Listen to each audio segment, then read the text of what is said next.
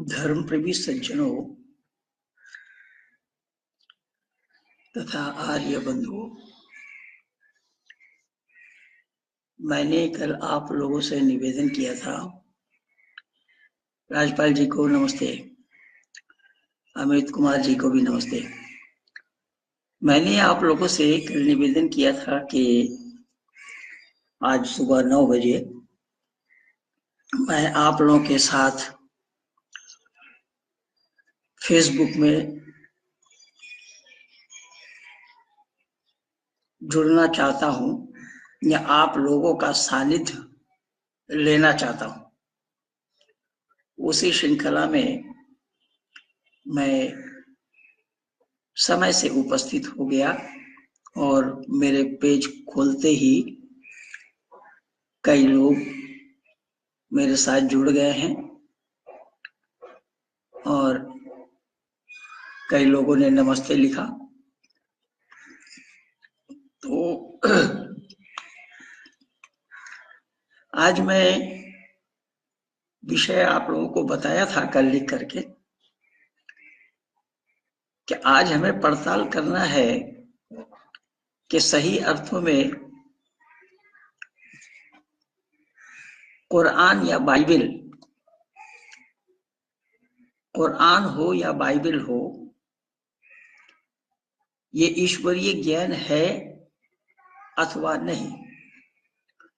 ईश्वरीय ज्ञान होना संभव है या नहीं। ईश्वरीय ज्ञान की जो कसौटी है उस कसौटी पे यह खरा उतरता है या नहीं। इन्हीं बातों को मैं आप लोगों के सामने आज प्रस्तुत करना चाह रहा हूं। यद्यपि इससे पहले भी बहुत सारे वीडियो मेरे द्वारा तैयार किए हुए हैं, बनाए और बताए गए हैं। आज कुछ नए ढंग से नई बातों को आप लोगों के सामने प्रस्तुत करना चाहता हूं कि जिससे ये आसानी से सब लोगों के दिल और दिमाग में आ जाए। सही और गलत का पड़ताल या सही और गलत का निर्णय लोग अपने आप ले सकें और विचार पूर्वक जब ये लोग जान जाएंगे कि सच्चाई क्या है तो उस सत्य के ग्रहण करने में और असत को छोड़ने में मानव मात्र को अग्रसर होना चाहिए। अब वो सच्चाई जहां कहीं भी है उस सच्चाई को अपने जीवन में ले लेना, उतारना, उस पर आचरण करना, और जहां कहीं भी असत है उस असत से अपने को अलग करना। और आप लोग निरंतर देख रहे हैं, सुन भी रहे हैं कि मैं इस्लाम और ईसाई जगत के विद्वानों को चुनौती पर चुनौती देता आया हूं, देता रहा हूं कि कोई कुरान को कलामुल्लाह सिद्ध करे या बाइबल को ईश्वरीय ज्ञान सिद्ध करे। ये डिंग हाँकते हैं पादरी लोग, पास्टर लोग कि यहोवा यहोवा यहोवा परमात्मा आदि आदि, ये हुलुलुया हुलुलुया करके खूब चिल्लाते हैं। ये हुलुलुया है या आलूलाइया है, ये विचार करने के बाद ही पता लगेगा कि आलू ला रहा है या प्याज ला रहा है। आलू और प्याज लाने के लिए जरूरत किसको है पहले उसको जानना पड़ेगा, क्योंकि जरूरत के बिना कोई सामान बनना या बनाया जाना संभव नहीं होगा। और जरूरत किनको है, किनको होती है? जरूरतमंदों को। और जरूरतमंद कौन है? धरती पर मानव विशेष करके। और यही कारण बना हमारा धरती पर आने का।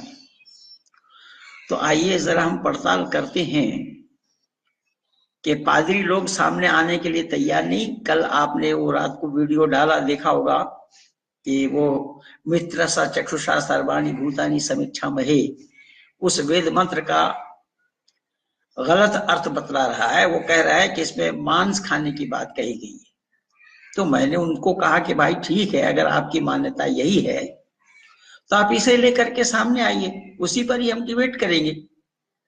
और उसी पर ही आप अगर सिद्ध कर देते हैं कि यह मांस खाने वाला मंत्र है या मांस खाने की बात वेद में ईश्वर का उपदेश है या ईश्वर ने बताया है या ईश्वर ने आदेश दिया है, तो उसी समय हम मान लेंगे आपकी बात। और अगर आप नहीं दिखा पाए और मैं ये सिद्ध कर दिया कि ये वेद मंत्र मांस खाने का नहीं अपितु प्राणी मात्र से मित्रता की व्यवहार करने के लिए उपदेश दिया है। वहां शब्द आया है मित्रसा चक्षुषा सर्वाणी भूतानी समीक्षा में। अपने नजर से तमाम जीवों को, तमाम प्राणियों को मित्र के समान देखो। वह मित्र से चक्षुषा आया है, तो अपने नजर से तमाम जीवों को, तमाम प्राणियों को मित्र के समान देखने की बात जहां तक है या जहां पर है, वहां पर मांस खाने की बात कहां से आ जाएगी? यानी मांस खाया तो तब जाएगा ना हिंसा करने के बाद। बगैर हिंसा का मांस आपको मिलेगा कहां? इसीलिए तो सही पूछिए तो ऋषि दयानंद ने 8 को कसाई माना है। कितने को? 8 को। 8 कसाई है। जो गाय बेचता है कसाई के हाथ, वहां से लेकर के मांस बनाने, पकाने, खाने तक, ये 8 लोग होते हैं जिन 8 को कसाई कहा है ऋषि दयानंद ने। लेकिन दुनिया वालों ने वैदिक सिद्धांत को जाना नहीं, दुनिया वालों ने वैदिक सिद्धांत को मानने के लिए भी तैयार नहीं है। जो जानते नहीं है तो मानेंगे कैसी, वो बात अलग है। और मैंने निवेदन किया कि अगर आप इस बात को सिद्ध कर देते हैं, प्रमाणित कर देते हैं कि हाँ ये वेद मंत्र जो है मित्र चक्षुषा सर्वाणी, ये मांस खाने वाला मंत्र है या मांस खाने के लिए परमात्मा का ये उपदेश है वेद में, अगर आप प्रमाणित कर दिए तो हम आपके हो जाएंगे। और आप प्रमाणित नहीं कर सके तो वैदिक धर्मी बनाना। आप सब देखे हैं, जान भी गए हैं आप लोग कि ये बहुत वर्षों से मेरे पीछे पड़े थे ईसाई बनाने के लिए, और जिनकी एक पूरी टीम है। और इन्होंने कहा भी कि आपके लिए वेटिकन सिटी तक का प्रचार है कि महेंद्रपाल आर्य को किसी तरीके से ईसाई बनाया जाए। और उन्होंने लोभ लालच क्या क्या दिया है, इन सब को ठुकराते हुए मैंने सत्य का उजागर किया कि ये सच्चाई नहीं है जो आप बाइबल से बोल रहे हैं या ईसाई लोग जो बोल रहे हैं। इसी तरीके से आप लोगों ने देखा वहां बुद्धिस्टों ने भी कितना $1 मिलियन मुझे ऑफर किया, और वो कह रहे हैं कि आज के दिन में आपकी रेट ये है। मुझे कोई वस्तु समझ लिया, मुझे कोई वस्तु मान लिया, कोई सामान मान लिया जिसका रेट लगाया है, और ये रेट ये कहां से लगाए, कैसे लगाए, किस बाजार में प्रतियोगिता हो रही थी, ये मैं नहीं जान पाया। हो सकता है ये आपस में ये लोग प्रतियोगिता कर रहे होंगे, बोली लगा रहे होंगे। ईसाई कह रहे हैं कि इतने दाम में महेंद्रपाल को खरीदा जाए, और बौद्धिस्ट बोल रहे हैं कि इतने दाम में महेंद्रपाल को खरीदा जाए। लेकिन मेरी बोली तो लग रही है, और मेरी चाह ईसाइयों को और बौद्धिस्टों का है, लेकिन आर्य समाजियों को, हिंदू समाजियों को नहीं है। मेरी आवश्यकता, मेरी जरूरत हिंदू समाज वालों को नहीं है या आर्य समाज वालों को नहीं है। चलो, मैं किसी के जरूरत के लिए आया नहीं हूं, और ना मैं जरूरतमंद हूं। परमात्मा की असीम अनुकंपा है कि मैं अंधकार से प्रकाश में आया। मैंने सत्य को जाना और इसी सत्य का उजागर आज 36 साल से कर रहा हूं, और मैं सत्य के साथ समझौता नहीं किया।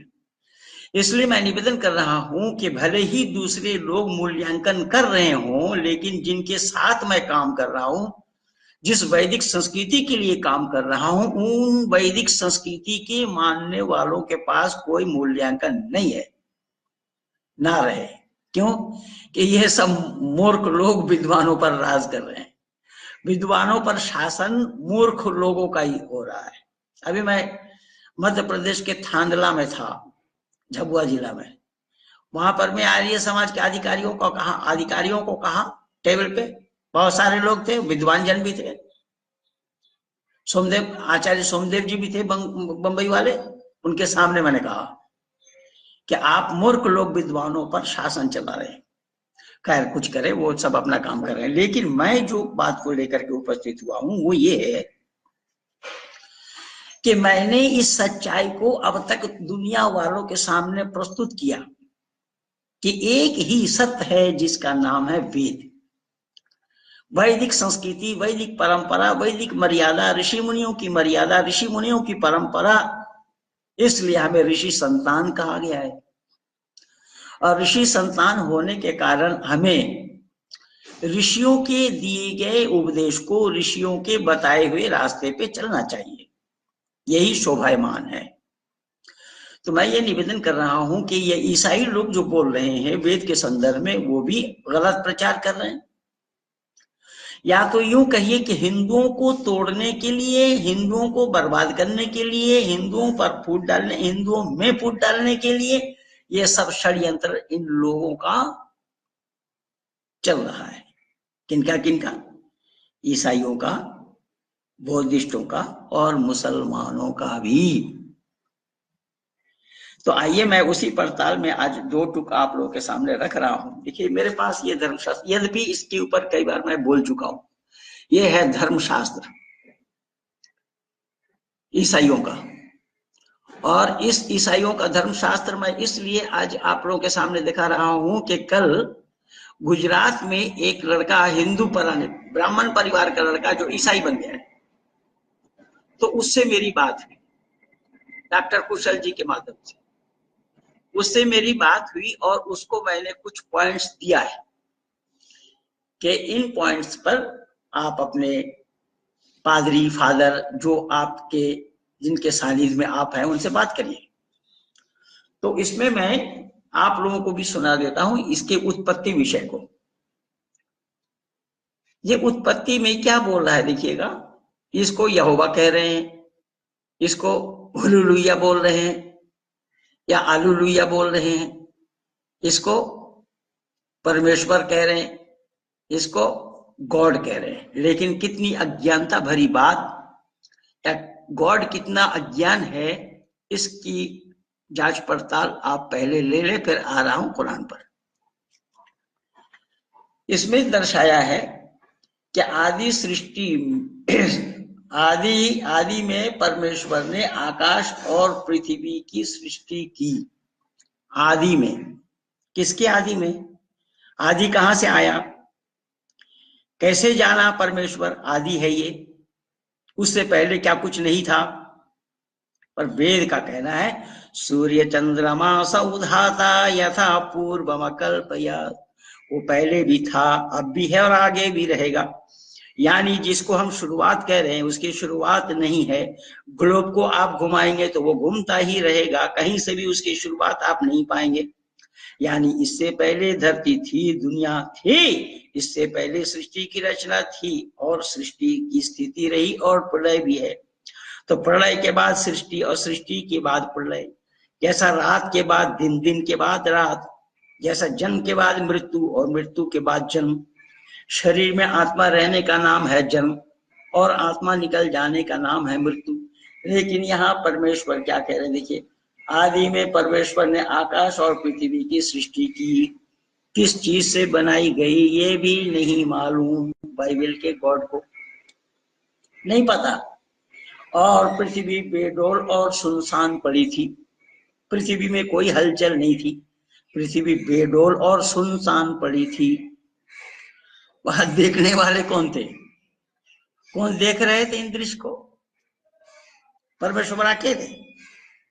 चलो आगे चलते। और गहरे जल के ऊपर अंधियारा था। बंधु आप सब मानव कहलाने वाले, और मानव हम इसीलिए कहलाते हैं कि परमपिता परमात्मा ने हमें विवेक और बुद्धि दिया है। इस विवेक और बुद्धि के बिना पर हम मानव मानव कहला पाए। अगर विवेक और बुद्धि को हम यूटिलाइज नहीं करें, विवेक और बुद्धि से काम न लें, विवेक और बुद्धि को प्रयोग में न लाएं, तो हम मानव कहलाने के अधिकारी भी नहीं बनेंगे या अधिकार भी नहीं होगा। जैसा समझ लीजिए किसी की बुद्धि मारी गई, और बुद्धि खत्म हो जाने के बाद लोग उसको क्या कहते हैं? पागल। क्या बोला? पागल। जिसका दिमागी संतुलन बिगड़ गया, जो बुद्धि का प्रयोग नहीं किया, बुद्धि का प्रयोग करने की क्षमता जिसमें नहीं है, उसका नाम पागल है। अब यहां परमेश्वर क्या कह रहे देखिएगा, गहरे जल के ऊपर अंधियारा था। जब आप बुद्धि परख लोग हैं, मानव कहलाने वाले हैं, बुद्धिमान हैं, तो आप लोग ही इसका निर्णय लीजिए कि जल के ऊपर अंधेरा होता है या जल के अंदर अंधेरा होता है। इतनी छोटी सी बातों की भी इल्म उस परमेश्वर को नहीं है, इन छोटी सी बातों का ज्ञान भी परमेश्वर को नहीं है। और वो बता रहे जल के ऊपर अंधेरा था। अरे जल के ऊपर अंधेरा नहीं होता, जल के अंदर अंधेरा होता है। इतनी छोटी सी बातों को गॉड, बाइबल रूपी गॉड नहीं जाना, और बाइबल में ये गप मार रखा है। आगे देखिए क्या करें। और उस जल के ऊपर परमात्मा का आत्मा मंडरा रहा था। मैं तो जब पादरी से मेरा शास्त्रार्थ हुआ कलकत्ता के बंगाल आर्य प्रतिनिधि सभा के हॉल में 42 नंबर शंकर घोष लेन में, मैंने पादरी से पूछा कि परमात्मा के, परमेश्वर के आत्मा को मंडराते हुआ देखा किसने? बोले क्या मतलब? मैंने कहा कि इस किताब को देखने वाले ने देख करके लिखा, जान करके लिखी या अनजान में लिखा? बोले नहीं, जान करके लिखा। अरे जान करके लिखा तो ये देखा किसने था कि परमात्मा के आत्मा मंडरा रहा है। अब जिस परमात्मा के आत्मा ही मंडराने लगे तो वो सृष्टि की रचना क्या करेंगे? बंधुओं जरा विचार करके देखना। इसलिए मैं निवेदन कर रहा हूं, ये कपोल कल्पित बात है, ये बाइबल ईश्वरीय ज्ञान का होना संभव नहीं है। इसलिए बाइबल वाले, बाइबल के मानने वाले पादरी ईसाई मेरे सामने नहीं आ रहे हैं या न आने की हिम्मत है। क्या वो वेद मंत्र के ऊपर बोला तो मैं कल फिर उसको बोला, या उसी समय बात करते समय बोला, कल लिख करके भी दिया कि इसी बात को लेकर के आप आ जाइए। आप अगर सत्य सिद्ध हो जाते हैं तो मैं स्वीकार कर लूंगा, ईसाई बना लेना। और अगर आप सत्य सिद्ध नहीं कर पाए तो फिर वैदिक धर्मी बनना। दो टुक में बोला, लेकिन सामने आने से उसने मना किया। कैरी ने, पादरी कैरी ने, पास्टर ने मना किया कि नहीं, सामने नहीं आएंगे। जब परमेश्वर ने कहा उजियाला हो जा, देखिए परमेश्वर ने कहा उजियाला हो जा, किससे उजियाला होना है ये परमेश्वर को नहीं मालूम। बाइबल के मानने वाले सुन लो, पादरी कैरी सुन लो। बार बार तुम मुझे कहते हो कि हम आपसे बात नहीं करेगा, आपसे बात नहीं करेगा, और हम फोन मिलाते थे भी हो। और वही कैरी कितना बार पांव पड़ा, हाथ जोड़ा, नाक रगड़ा, नाक रगड़ा कि आपके सामने मैं नाक रगड़ता हूं। ये सारा उजागर मैं करके दिया, उन्हीं की भाषा, उन्हीं की बोली को मैं टिप करके आप लोगों के सामने प्रस्तुत किया।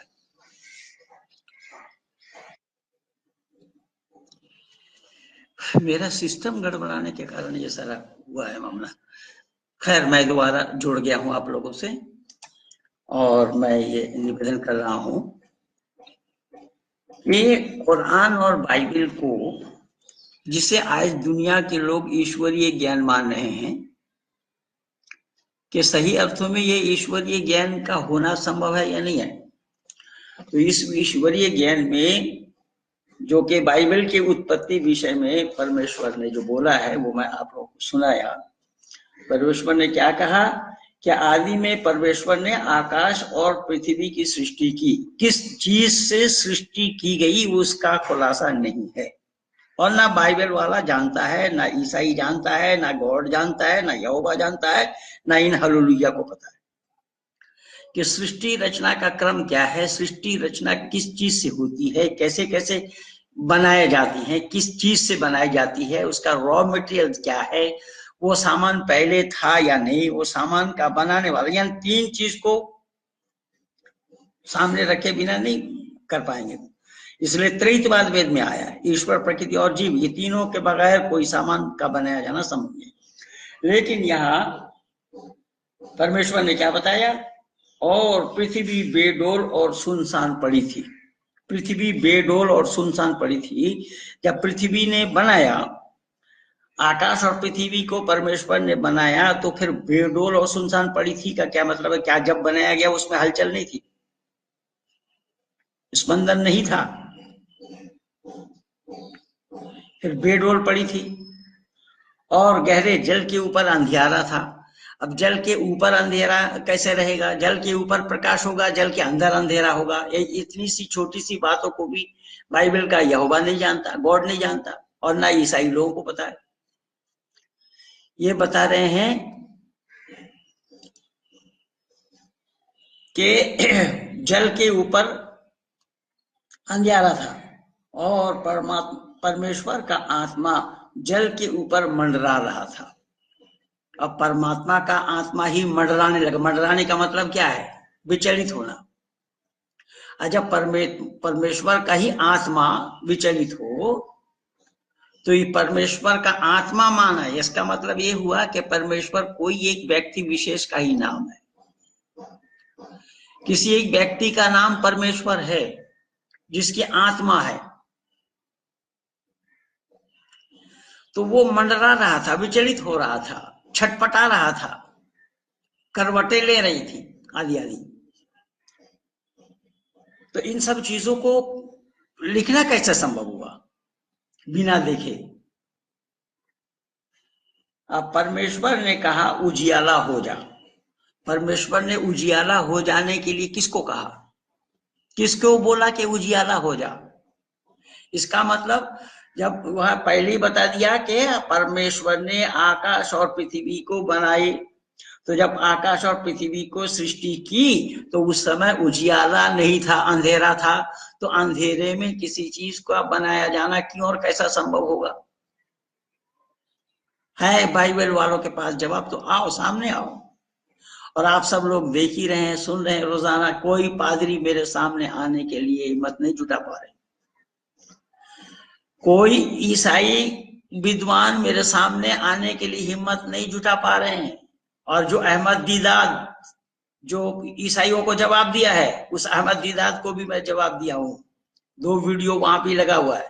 वो भी नहीं जानता था कुछ भी, वो भी लिख लोढ़ा और पढ़ पता था। उसकी पहुंच केवल 8वीं जमात तक थी, क्लास 8 तक पढ़ा था वो। और ऐसे 8 जमात तक पढ़ने वालों के शिष्य कौन? एमबीबीएस। अब एमबीबीएस वो बीएससी करने के बाद किया था या आईएससी करने के बाद किया था? वो कि कब बीएससी करने के, एमबीबीएस करने के लिए गए, तो ये जानकारी नहीं है। और कैसे एक पढ़ा लिखा एमबीबीएस तो कम से कम एक डिग्री है। ये डिग्री लेने के लिए तो डिग्री वालों के पास ही उसको ज्ञान प्राप्त होगा या लिख लोड़ा पढ़ पत्थर के पास ज्ञान प्राप्त होगा? जो 8वीं जमात तक पढ़ा हो वो डिग्री कोर्स वालों को पढ़ा देंगे। चलो कोई बात नहीं, जैसे कबीरदास को मानेंगे आप, कबीरदास के लिए कहेंगे। तो मैं निवेदन कर रहा हूं कि यहाँ पर ज्ञान कुछ नजर आ रहा है क्या? ये ज्ञान कुछ दिखाई पड़ रहा है क्या? क्या हाँ परमेश्वर ज्ञानवान है? जब उसमें अंधकार था, उजियाला हो गया, उजियाला हो गया। तो यहाँ उजियाला हो गया कि मतलब सूरज को अभी बनाया नहीं गया। तो सूरज को बिना बनाए यहोवा को पता कैसे लगा कि उजियाला हो गया? अरे मूर्ख लोगों, ऐसे को धर्म ग्रंथ बोलते हो, ऐसे को ईश्वरीय ज्ञान बताते हो, जिस ईश्वर को ही ज्ञान नहीं है अंधेरा और उजाला का, जिस ईश्वर को ही ये ज्ञान नहीं है प्रकाश और अंधकार का। उजियाला हो गया और परमेश्वर ने उजियाला को देखा और कहा अच्छा है। और परमेश्वर ने उजियाला को अंधेरा से अलग किया। देखिए ये कपोल कल्पित बात। देखिए परमेश्वर ने क्या किया? उजियाला को अंधेरे से अलग किया। अब कितनी मूर्खतापूर्ण बात है। देखिए इसको लोग ईश्वरीय ज्ञान मान रहे हैं, इनको चुल्लू भर पानी में डूब मरना चाहिए। ना मालूम कितना क्विंटल गांजा पी करके इस बाइबल को लिखा गया है। अंधेरे को, उजियाला को अंधेरे से अलग किया। अरे भाई, आप एक मोमबत्ती जला देंगे तो अंधेरा अपने आप दूर भागेगा कि अंधेरा को दूर करना पड़ेगा? उस उजियाला से अंधेरे को अलग किया। तो इस तरीके से अज्ञानतापूर्ण बातें भरी पड़ी है बाइबल में। और बाइबल नहीं जानता है कि ईश्वर कौन है, ईश्वर क्या है, ईश्वरीय ज्ञान क्या है, ईश्वरीय ज्ञान क्या होना चाहिए, ये ना बाइबल को मालूम ना बाइबल वाले को पता। और यही हाल कुरान वालों की भी है। आप कहेंगे कैसे? तो एक छोटा उदाहरण मैं आज दे रहा हूं, ये रख रहा हूं, ये धर्मशास्त्र, ये धर्मशास्त्र बाइबल वालों के लिए मैं चुनौती दे रहा हूं कि आओ किसको आना है सामने, महेंद्रपाल का मुकाबला करो। इस धर्मशास्त्र को, इस बाइबल को ईश्वरीय ग्रंथ साबित करो, ईश्वरीय ग्रंथ प्रमाणित करो। ये तो मैं केवल 2 ही आयत पढ़ा हूं। इस तरीके से ये अज्ञानतापूर्ण बातें भरी पड़ी हैं इसमें। उसमें पिछले दिन आप लोगों ने देखा वहां बिस्टा से रोटी बनाने की बात कही गई, वो सारा इसी में ही है। तो कहने का तात्पर्य मेरा यह है कि तरसेम चंद जो पादरी था, पास्टर था, उसने सच्चाई को जानकर तिलांजलि दिया। किसको? ईसाइयत को। ऐसा एक दो नहीं, ऐसा अनेक। मैं तो पहले बोला ना कि 86 में मैं बनाया था एंडरसन मोरी को। 86 कब की बात है सुनिए, अंडमान निकोबार द्वीप में। एंडरसन मोरी एक पास्टर था अंडमान में। मैं था और विश्व हिंदू परिषद के कार्यकर्ता बंगाल के थे, शिव प्रसाद राय जो बड़े अच्छे लेखक हुए हैं, हम दोनों थे। उस एंडरसन मौर्य को हमने वैदिक धर्मी बनाया। और ये काम राजा राम मोहन राय ने भी किया था। राजा राम मोहन राय 3 पादरी को, 3 को, 1 को नहीं, 2 को नहीं, 3 को, उस समय दयानंद का जन्म भी नहीं हुआ था, 3 पादरी को वैदिक धर्म में दीक्षा दी थी राजा राम मोहन राय। पर राजा राम मोहन राय को लोग पढ़ते नहीं है, जानते ही नहीं है, पढ़ना नहीं चाहते। खैर चलो वो अलग विषय है। मैं ये निवेदन कर रहा हूं कि ऐसे बाइबल को ईश्वरीय ज्ञान कहना, ईश्वरीय ज्ञान मानना, ईश्वर पर भी दोषारोपण है। जिस बाइबल को ईश्वरीय ज्ञान कहा जा रहा है, जिस बाइबल को ईश्वरीय ज्ञान माना जा रहा है, आइए मैं एक छोटा सा हवाला और देता हूं कुरान से। जिस कुरान को लोग ईश्वरीय ज्ञान मान रहे हैं ना, कि सही अर्थों में कुरान ईश्वरीय ज्ञान है या नहीं है, इसका मैं एक उदाहरण दे रहा हूं। ऐसा कुरान भरा पड़ा है, इसीलिए तो संपूर्ण कुरान की 6,666 आयतों को मैं समीक्षा के साथ लिख करके दे रहा हूं दुनिया वालों। दुनिया वाले देखे और विचार करें कि सही अर्थों में यह ईश्वरीय ज्ञान है अथवा नहीं। एक छोटा उदाहरण दे रहा हूं। एलपी में तो सारा नोट कर रखा था क्या क्या करना है, पर संभव नहीं होगा। फिर भी मैं छोटा करके एक विचार दे रहा हूं। यहां अल्लाह ताला ने जिक्र फरमाया है, इन्नल्लज़ीना कफरू बिआयातिना सौफा नुस्लीहिम नारा कुल्लमा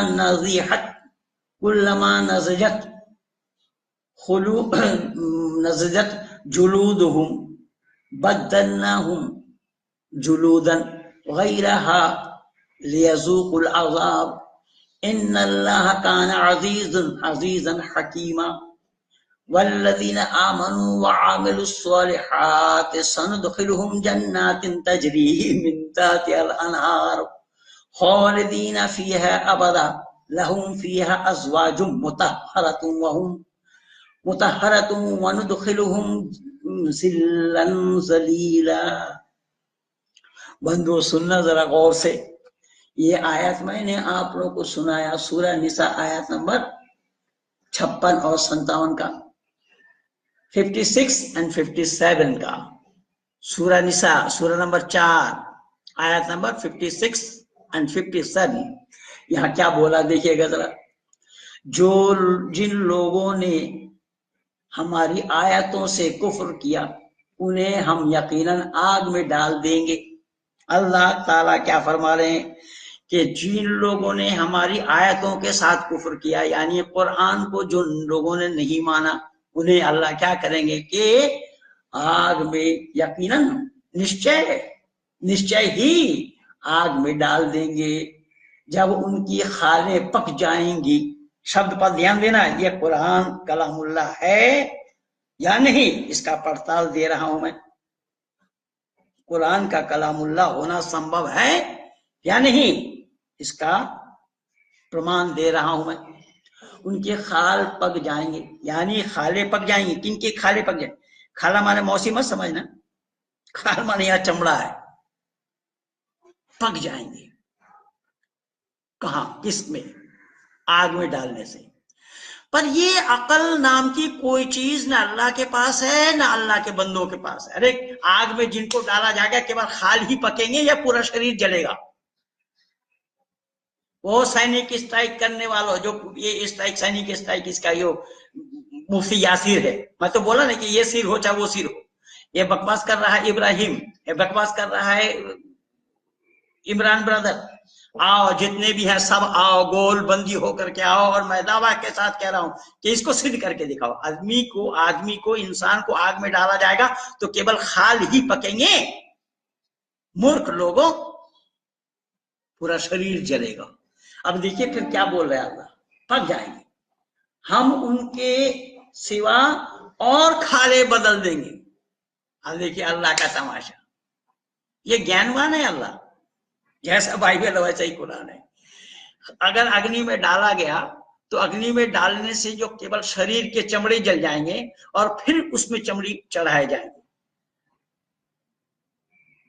इससे अंदाजा लगाइए कि जब कोई आप अग्नि में दाह संस्कार कराते हुए अभी आप लोगों ने देखा होगा, जो हमारे वैदिक परंपरा के अंतर्गत दाह संस्कार कराया जाता है।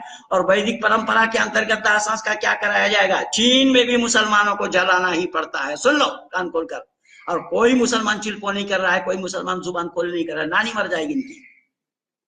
ये तो भारत में ही चिल्पो करना इनके लिए संभव है। मैं सबका बच्चा उधेड़ के रखूंगा, मैं दावा के साथ कह रहा हूं। कोई प्रमाण नहीं दे पाएंगे और न कोई सिद्ध कर पाएगा कि हाँ ये सही है। अब खाल ही जलेंगे, फिर खाल बदला जाएगा। तो अग्नि में जब शरीर को डाला गया कि शरीर के डालने से केवल खाल ही जलेंगे। अच्छा चलो मैं मान लेता हूं, क्या अध जला अवस्था में निकाला अल्लाह ये मान लो, क्या तमाशापूर्ण बात है। देखिए अध जला अवस्था में अल्लाह ने अगर निकाल लिया उस शरीर को, कौन शरीर? अग्नि में डाला हुआ शरीर, अध जला अवस्था में निकाल लिया, तो आज जला अवस्था में शरीर के खाल पूरे नहीं जलेंगे। तो फिर ये शब्द भी गलत होगा, खाले पक जाएंगी।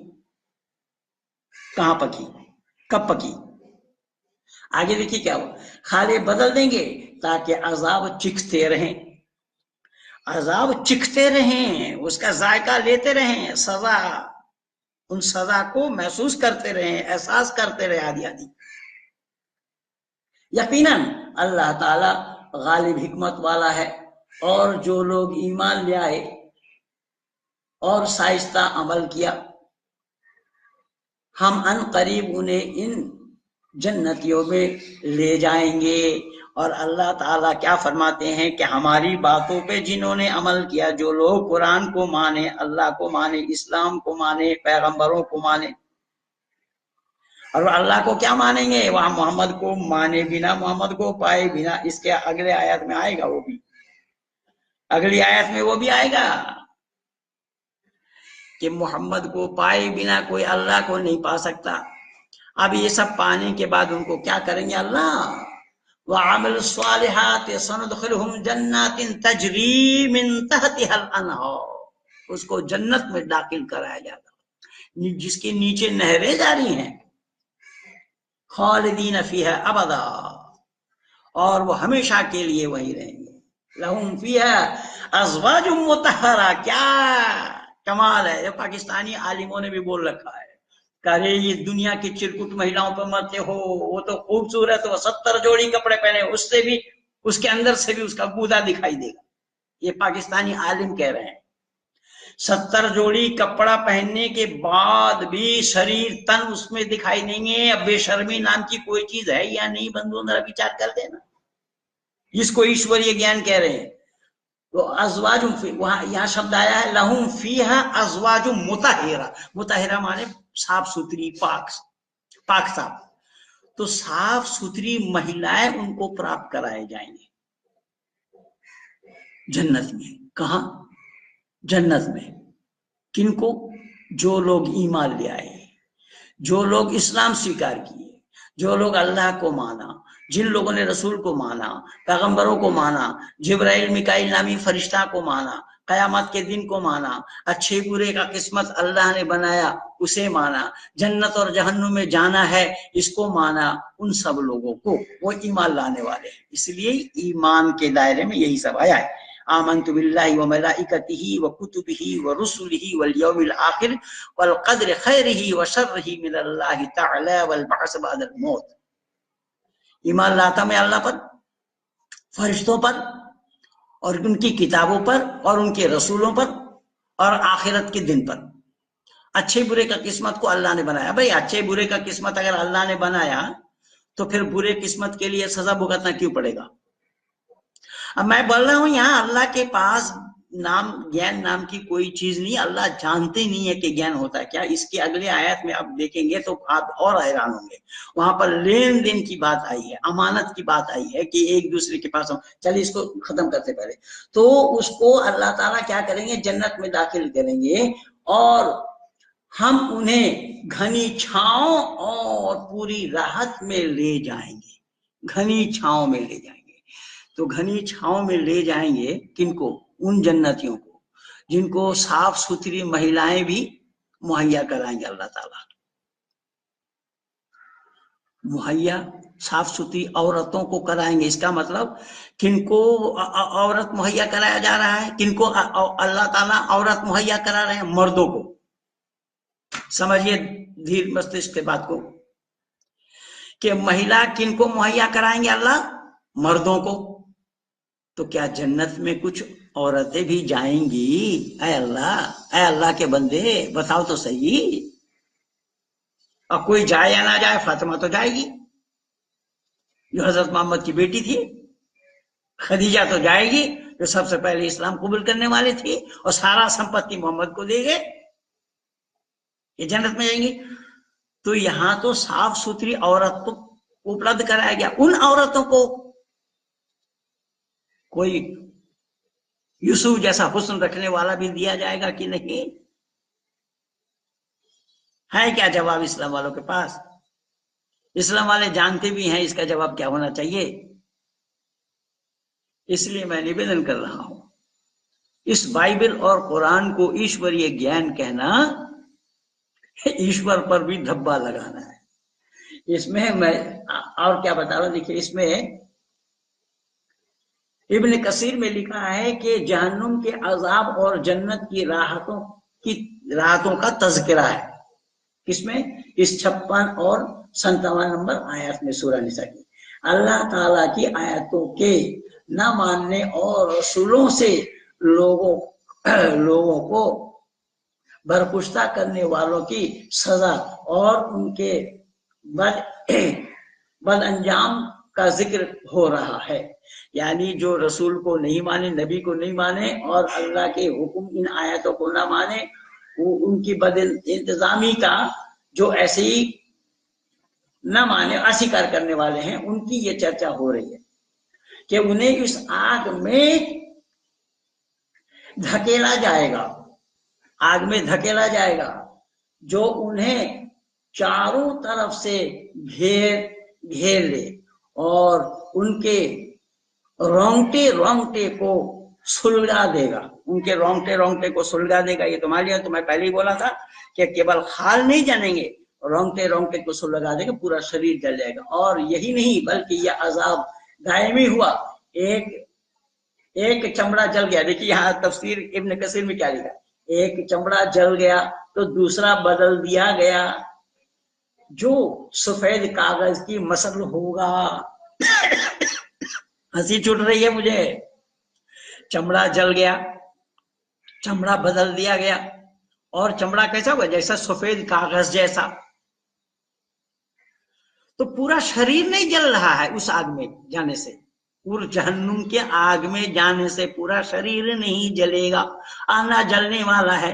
अगर पूरा शरीर जलता होता तो उस आग में केवल चमड़ी को सुलगाने की बात अल्लाह ना कहते होते और ना कही जाती और भाष्यकार भी ना कहते होते।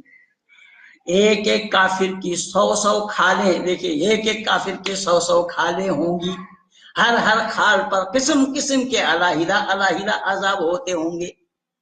क्या तमाशा अल्लाह का। ओ दुनिया वालों, देख जाओ अल्लाह की बारादरी। इसलिए मैं क्या कर रहा हूं, कुंवर शुक्ला जी का ये गीत है इस तरीके से कि अल्लाह की बारादरी देखिए। अल्लाह क्या कह रहे हैं, अल्लाह क्या कह रहे हैं कि एक एक काफिर के 100-100 खाल बदले जाएंगे। यानी पूरा फैक्ट्री अल्लाह का वहां है, पूरी फैक्ट्री चला रखी है अल्लाह ने वहां पर। दुनिया में उतनी बड़ी बड़ी फैक्ट्री नहीं है जितनी बड़ी बड़ी फैक्ट्री जन्नत में खोल रखी अल्लाह ने। क्या बोला कि 100-100 खालें होंगी, हर हर खाल पर किस्म किस्म के अलहिदा अलहिदा अजाब होते होंगे। एक एक दिन में 70-70 हजार मर्तबा खाल उलट पुलट होगी। क्या तमाशा है। यानी किस्सा कहानी का कुछ हद भी होनी चाहिए थी, लेकिन यहाँ हद को भी पार कर गया। अल्लाह के किस्सा हद को भी पार कर गया कि एक एक काफिरों के क्या होगा कि हजार हजार खाल बदले जाएंगे, हजार मर्तबा खाल बदले जाएंगे और उलट पुलट हो जाएगी। शरीर आग में जाने से केवल खाल ही बदले जा रहे हैं, शरीर का कोई हिस्सा और नहीं जल रहा है। ये गप नहीं महागप है, इसी का नाम गप्पा है। इसलिए मैं निवेदन कर रहा हूं, यानी कह दिया जाएगा कि फिर लौट आए, वो फिर लौट आएगी। हजरत उमर रजी अल्लाह तआला अन्हु फरमाते हैं कि सामने जब इस आयत की तिलावत होती है तो आप पढ़ने वाले से दोबारा सुनाने की फरमाइश करते हैं कि वो दोबारा पढ़कर सुनाए। फिर हजरत माज बिन जबल फरमाते हैं कि मैं आपको इसकी तफसीर सुनाऊं। एक एक साथ में 100-100 बार बदली जाएगी। एक एक साथ माने घड़ी घड़ी में बदली जाएगी। और इस पर हजरत उमर रज़ी अल्लाह ताला फरमाते हैं कि मैंने रसूल अल्लाह सल्लल्लाहु अलैहि वसल्लम से यही सुनी है, रसूलुल्लाह सल्लल्लाहु अलैहि वसल्लम ने यही सुना है। इसका मतलब यही हुआ कि ये किस्सा कहानी का खान है। कौन? बाइबल और कुरान। कलामुल्लाह सिद्ध करना उतना ही कठिन होगा, मैं शुरू से बोलता आया हूं। और कोई माई का लाल आए इस कुरान को कलामुल्लाह सिद्ध करके दिखाए मेरे सामने, मैं हजारों नहीं लाखों की तादाद में गैर मुस्लिमों को मुसलमान बना दूंगा। ये लिख करके मैंने चुनौती दिया है। आओ, कौन आ रहा है मैदान में? जिसको आना हो मैदान में वो आए। खुले मंच, खुले शब्द है। ग्रेटर नोएडा सूरजपुर आर्य समाज में ये डिबेट होना है। जो आ रहा है, जो आएंगे, उनका स्वागत है। हम वहां डिबेट करेंगे और बाकायदा स्टैम्प पेपर में लिखा पढ़ी करके डिबेट करेंगे कि अगर ये कुरान कलामुल्लाह सिद्ध हो गया तो लाखों की तादाद में हम उनके बन जाएंगे, इस्लाम स्वीकार कर लेंगे। या बाइबल को कोई ईश्वरीय ज्ञान सिद्ध कर दिया तो हम लाखों की तादाद में ईसाईयत को स्वीकार करेंगे। और ये बौद्धिस्ट जो मुझे मिलियन दे, उसने तो मेरे व्हाट्सएप में सोना का ईंटा भी दिखा दिया कि ये ईंट है, सोना का ईंटा आपको मिलेंगे। सबको बुला रहा हूं मैं, आओ किसके पास है सत्य, इस वैदिक सत्य के सामने मुकाबला करो लिखा पढ़ी करके। जो मुझे हरा देगा या उनकी ग्रंथ को ईश्वरीय ग्रंथ सिद्ध कर देंगे, हम सब उनके बन जाएंगे। और सिद्ध न करने की दशा में उनको सत्य सनातन वैदिज्म स्वीकार करना पड़ेगा। ये मेरी दो टुक्की चुनौती। जिसको आना हो आओ, स्वागत है। हम हाथ पसारे बैठे हैं, जो भी आए ससम्मान उनको, उनकी स्वागत में बहुत सी व्यवस्था हम करेंगे। उनको हाथी पर बिठा करके घुमाएंगे कि ये लोग आए हैं शास्त्रार्थ करने के लिए मुझसे। और जीतने वाले को भी हाथी पर बिठा करके दुनिया वालों के सामने प्रस्तुत किया जाएगा कि ये जितने भी झूठ हैं, जितने भी गप हैं, वो सब धराशायी हो गए हैं और ये सत्य जो है वो जीता है। अब कोई जीतने वाला होगा उसके साथ ये हम व्यवस्था करेंगे। ये मैं दावा के साथ आप लोगों से निवेदन कर रहा हूं, वादा कर रहा हूं, और मीडिया तंत्र भी मेरा होगा। मैं मीडिया तंत्र से भी संपर्क कर लूंगा और मीडिया तंत्र से भी ये सारी व्यवस्थाएं हो जाएंगी। जिसको आना हो आओ। क्या करने के लिए? कि बाइबल और कुरान को ईश्वरीय ज्ञान सिद्ध करने के लिए स्वागत है। इन्हीं शब्दों के साथ मैं चाहूंगा कि बहुत समय लिया आप लोगों का, और इतनी जल्दी में बहुत सारे लोग जुड़े हैं, बहुत सारे लोग कुछ कुछ लिखा भी है, अपने अपने विचार दिए भी हैं, लेकिन मैं क्या करूं, मैं इतना समय नहीं निकाल पा रहा हूं कि आप लोगों को पढ़ूं। लेकिन आप लोगों के साथ जो मैं जुड़ा हूं, आप लोगों की ये जो सहृदयता है, आप लोगों का ये जो प्यार है, आप लोगों का ये जो स्नेह है, मैं दावा के साथ कह रहा हूं कि इसी तरीके से आप लोग मेरे साथ जुड़े रहें, स्नेह बनाए रखें, और मेरे इस वीडियो को शेयर कीजिए, लाइक कीजिए, सब्सक्राइब कीजिए, औरों तक पहुंचाइए। और ये खुली चुनौती है, आए कोई आए मैदान में। यह चुनौती कोई और देने वाला नहीं है। जो आर्य समाज के लोग डिंग हाँकते हैं, ये आर्य समाज के पास भी नहीं है जवाब। और आर्य समाजी के ऊपर भी सवाल करूं, वो भी जवाब नहीं दे पाएंगे। वो भी मैं आज बता देता हूं, सुन लो कान खोलकर। वो भी जवाब देने के लिए तैयार नहीं हो पाएंगे जो सवाल मैं कर दूंगा तो। लेकिन अभी वो मामला नहीं है। अभी मामला इन्हीं लोगों से मैं निपटा लेता हूं, निपट लेता हूं कि कुरान और बाइबल वाले ईश्वरीय ज्ञान को सिद्ध कर दे, तो हम उनकी बातों को स्वीकार कर लेंगे, उनकी सच्चाई मान लेंगे। अगर वो सच सिद्ध न कर पाए तो वेद को सत्य सिद्ध हो जाने पर वेद को मान लेना। ये दो टुक की बात है। ये सूरजपुर ग्रेटर नोएडा आर्य समाज, यानी ग्रेटर नोएडा सूरजपुर आर्य समाज में यह कार्यक्रम करने के लिए मैं अधिकारियों से बात कर रखा हूं, और वहां के अधिकारी लोग तैयार हैं। जिनको आना हो वो आए, लेकिन विषय निर्धारित होना है। किस विषय पर हम डिबेट करेंगे उस विषय का निर्धारित होना है। और इतना शर्त ये मैं बता देता हूं कि जिस ग्रंथ को हम नहीं मानते हैं उन ग्रंथों का हवाला हम नहीं लेंगे, और जिन ग्रंथों को आप नहीं मानते हैं उनका हवाला भी मैं नहीं दूंगा। ये बिल्कुल सीधी सी बात है, कोई लाग लपेट वाली बात नहीं, कोई दुराग्रह वाली बात नहीं, बिल्कुल सीधा सपाटा बातें हैं। और हम अधिकारियों से मिलकर के निर्णायक मंडल भी तैयार कर लेंगे कि किस तरीके से निर्णायक मंडल बनाया जाए।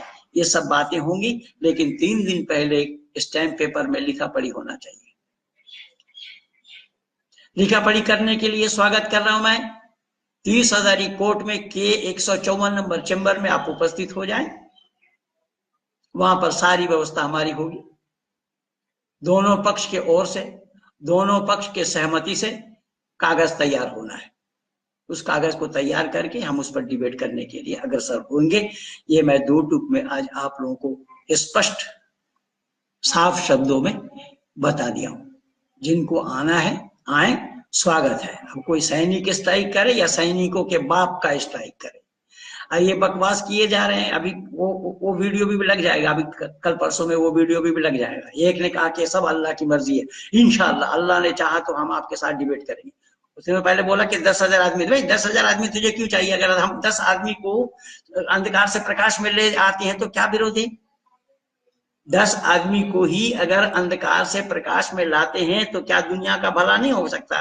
मानव का कल्याण नहीं हो सकता? उसने कहा कि इंशाअल्लाह अल्लाह चाहे। मैंने कहा इंशाअल्लाह क्या है?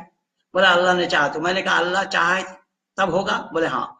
मैंने कहा अल्लाह जो चाहता है वही होता है। और ये मैं निवेदन कर रहा हूँ, देखिए ये मैं नहीं कह रहा हूँ, कुरान में अल्लाह ने जिक्र फरमाया है, वमा तशाऊन इल्ला अन यशा अल्लाहु रब्बुल आलमीन। सूरा 81 आयत नंबर 29 में अल्लाह ने जिक्र फरमाया, और तुम तो सारे जहान के पालने वाले खुदा के चाहे बगैर कुछ भी नहीं कर सकते। तो मैं पूछा, अगर खुदा के चाहे बगैर हम कुछ भी नहीं कर सकते या कोई मानव कुछ भी नहीं कर सकता, तो ये जो 2-2 बार पाकिस्तान में सैनिक स्ट्राइक हुआ वो खुदा ने चाहा कि नहीं? हाफिज सईद बोले, मौलाना मसूद अजहर बोले,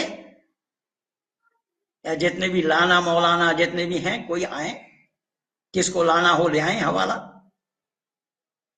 अल्लाह चाहने पर होता है, अल्लाह के ना चाहने पर नहीं होता। तो जो कुछ भी हुआ वो अल्लाह ने चाहा कि नहीं चाहा, किसी एक का जवाब दे, कौन दे रहा है? मेरे से वार्ता हुई है एक मुसलमान की, वो वीडियो वो भी लग जाएगा कल परसों में। तो इस तरीके से मैं निवेदन कर रहा हूं, ये धराशायी हो जाएगी, सत्य से ये कोसों दूर है, सत्य को ये जानते नहीं है, सच इनके पास नहीं है। इसलिए मैं आप सब लोगों का शुक्रिया अदा करते हुए, आप सब लोगों का आभार व्यक्त करते हुए, कहां आ रहे हैं कब? अजीत जी क्या लिखा आपने? कहां आ रहे हैं? अरे हम अकेले थोड़ी आएंगे, कोई आएगा तभी तो आएंगे। मेरे से तो साल भर, पिछले साल भर साल खाली सब समय लिया, लेकिन सामने नहीं आया। कई बार मैं पहुंचा, जब मैं डेट दिया उसी समय पहुंचा पालगंज आर्य समाज में, लेकिन एक भी बंदा नहीं आया। लेकिन मुझसे मिलने के लिए आते रहे, वहां पर बहुत सारे लोग मेरे से मिलने के लिए आते हैं। गुरु जी ये शास्त्रार्थ को देखने के लिए हम लोग आए हैं, लेकिन जो शास्त्रार्थ जिनको करना था, जिन्होंने मेरा समय लिया था, वही लोग नदारद सामने आए नहीं। क्योंकि सत्य का मुकाबला ना किया है किसी ने, ना सत्य का मुकाबला करने की हिम्मत किसी में है। यही तो कारण बना, हमारा शास्त्र का कहना भी यही है, सत्य में विजयते ननितम सत्य न पंथा बीता तो देवयाना। सत्य से ही, सत्य का ही विजय होता है, सत्य से ही विद्वानों का रास्ता प्रशस्त होता है। सत्य को कोई दबा करके रख नहीं सकता, सत्य सर्वोपरि है और सत्य ही सबसे ऊपर रहता है।